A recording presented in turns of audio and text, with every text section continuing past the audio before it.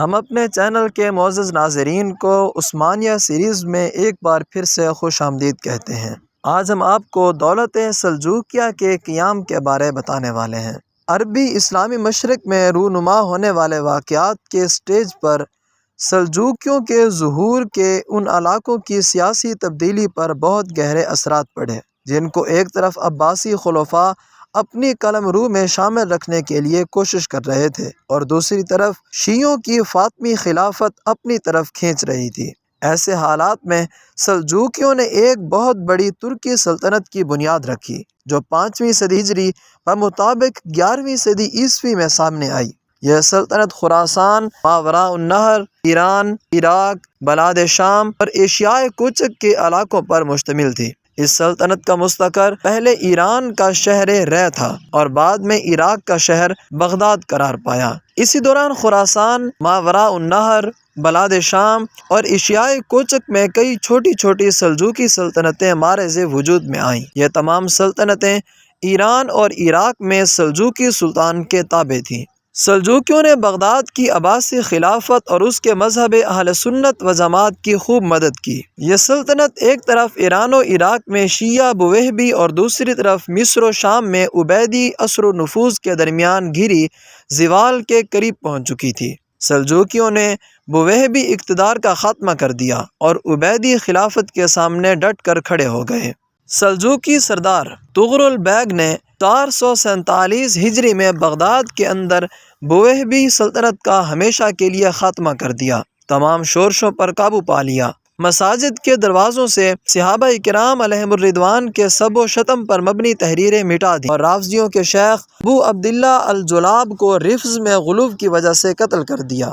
بویہبی شیعہ نفوذ Baghdad اور عباسی خلیفہ پر چھا چکا تھا۔ جب سلجوقیوں نے بغداد سے دولت بویہبی کا خاتمہ کر دیا اور سلطان طغرل بیگ عباسی خلافت کی دارالحکومت میں داخل ہوا، خلیفہ قائم بامر اللہ نے ان کا شاندار استقبال کیا، انہیں نہایت قیمتی خلعت عطا کی، اپنے پاس بٹھایا اور بڑے معزز القابات سے نوازا۔ ان القابات میں سے ایک لقب سلطان رکن الدین طغرل بیگ ہے۔ اس کے علاوہ عباسی خلیفہ نے یہ حکم صادر کیا کہ سلطان طغرل بیگ کے نام سکوں پر کنندہ کیا جائے، بغداد کی مسجدوں میں اس کے نام کا خطبہ پڑھا جائے اور اس کے حق میں جمعہ اور عیدین کی نمازوں میں دعا کی جائے۔ خلیفہ کی اس قدر افزائی کی وجہ سے سلجوقیوں کو پوری اسلامی دنیا میں بے پناہ قدر و منزلت حاصل ہوئی اور وہ بغداد میں بویہنیوں کی جگہ سیاہ و سفید کے مالک بن گئے۔ عباسی خلیفہ اب ان کے ہر مشورے کو بطیب خاطر قبول کرتا تھا اور ان کی بڑی عزت کرتا تھا۔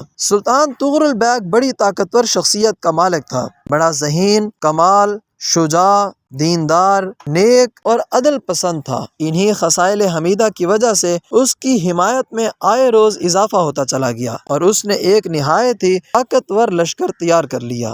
سلطان رکن الدین طغرل بیگ نے کوشش کی کہ تمام سلجوقی ترک متحد رہیں اور اسلام کی اشاعت میں بھرپور حصہ لیں۔ خلیفہ قائم بامر اللہ نے سلجوقی سلطنت کے ساتھ اپنے تعلق کو مضبوط بنیادوں پر قائم کرنے کی خاطر سلطان طغرل بیگ کے بڑے بھائی جعفری بیگ کی بیٹی سے شادی کر لی۔ یہ شادی 448 ہجری بمطابق 1059 عیسوی میں ہوئی۔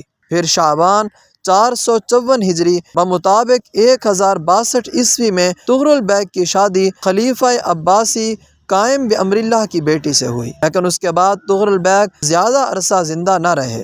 8 رمضان المبارک 454 ہجری بمطابق 1062 عیسوی کو، یعنی صرف ایک ماہ بعد ان کا انتقال ہو گیا۔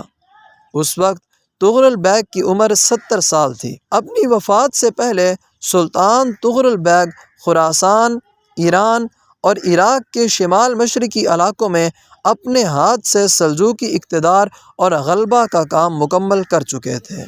سلطنت عثمانیہ کی تاریخ کو جاننے کے لیے عثمانیہ سیریز میں ہمارا ساتھ دیں۔ اگر آپ کو ہماری یہ ویڈیوز اچھی لگ رہی ہیں تو انہیں لائک کیجیے اور اپنا پیارا سا کمنٹ ہمیں کمنٹ باکس میں دیجیے۔ خوش رہیں، خوشیاں بانٹیں۔